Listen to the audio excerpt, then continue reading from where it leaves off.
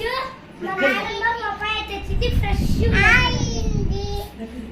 పండు. అవునండి. ఎవరు తెచ్చినారు? ఎంత కష్టపడి తెచ్చింది. అవునా? అమ్మలే.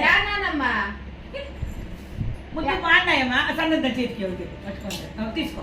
చూడండి చూడండి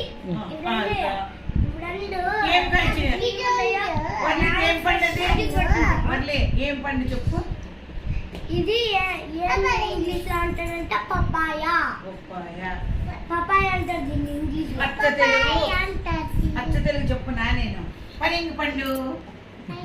పరింగి పండు. ఓకేనా?